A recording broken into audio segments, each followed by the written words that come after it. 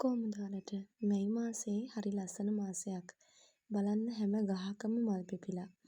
මේ අහම්බෙන් දැක්ක දර්ශනයක් තමයි මම කැප්චර් කරගත්තේ ඔයාලත් එක්කත් ෂෙයා කරගන්න.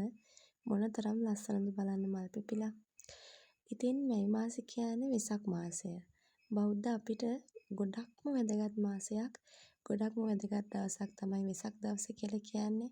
ලෝතුරා බුදුරජාණන් වහන්සේගේ තෙමඟුල සමරන වෙසක් පොහොය නිමිත්තෙන් අපි එකතු වෙලා ආමිස පූජා වගේම ප්‍රතිපත්ති පූජා සිද්ධ කරනවා. ඉතින් අපිත් ගෙදර වෙසක් කූඩු හැදුවා වෙනදා ටිකක් මහන්සි වෙන්න ඕනි කියලා හිතුවා මේ පාර. ඉතින් මේ විදිහට හැමෝම එකතු වෙලා වෙසක් කූඩු අලවලා මේ දවස අපි ඇත්තටම මොන දේ කරත් ගෙදරක හැමෝම එකතු වෙලා වැඩ කරන්න ඕනේ. සාමූහිකත්වය, සහයෝගය, ආදරය මේ හැමදේම වර්ධනය වෙන්නේ එතකොට. ඉතින් අපි මේ විදිහට මට වෙසක් කූඩු ස්ට්‍රක්චර් එක ගෙනත් දුන්නේ කවි. ඊට පස්සේ අපි එකතු වෙලා මේ විදිහට අම්මා තාත්තා එක්ක වෙසක් කූඩු ඇලෙව්වා. මේ දවස්වල හැමෝම වෙසක් කූඩු අලවන විදිහට තමයි අපිත් ඇලෙව්වේ. try කරලා බලන්න හිතුණා ලස්සන වෙයිද, ඒක සක්සස් වෙයිද කියලා. ඇත්තටම ගොඩක් ලස්සනයි.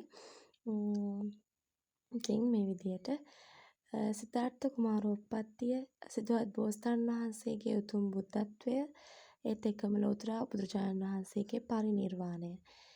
මෙන්න මේ ආකාරයට තෙමඟුල සිදු වුන නිසා තමයි අපි වෙසක් පොහොය දිනය සුවිශේෂී දවසක් විදියට සමරන්නේ.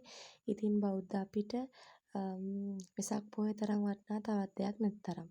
ඉතින් ඒ නිසා අපිට පුළුවන් විදියට අපි වෙසක් පොහොයට සූදානම් වෙන්න ඕනේ.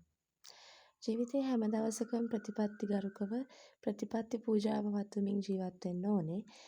නමුත් ඉතින් වෙසක් පොහොය දවසේ අපි වැඩිපුර ඒ ගැන හිතනවා. මේ විදිහට තමයි අවසානයේදී ඩෙකොරේෂන්ස් අවසන් වුණේ. ඊට පස්සේ අම්මයි මායි තීරණය කරා බකට්ස් ටිකකුත් හදන්න. ඒක නම් ක්‍රියේටිව් විදිහට කරේ, මුකුත් තියෙන විදිහකට නෙමෙයි අපිට හිතන විදිහට.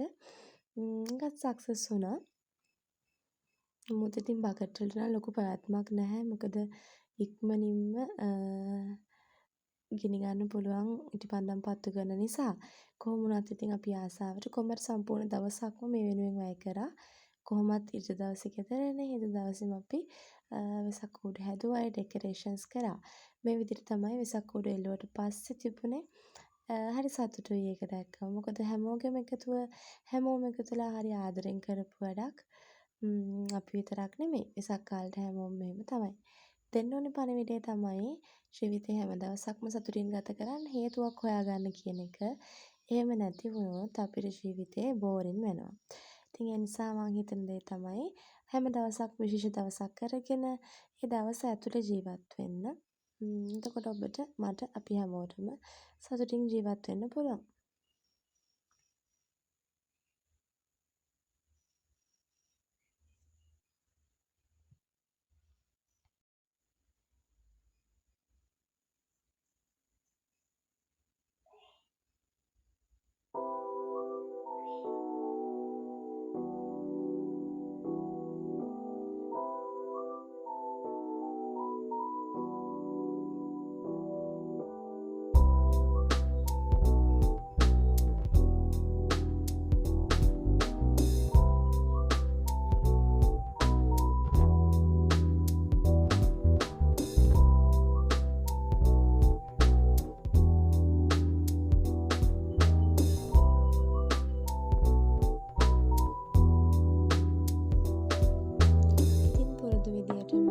වෙසක් පොහොය දවසේ උදේම නැගිටලා බුදුරජාණන් වහන්සේට මල් පහන් පූජා කිරීම සිදු කරා.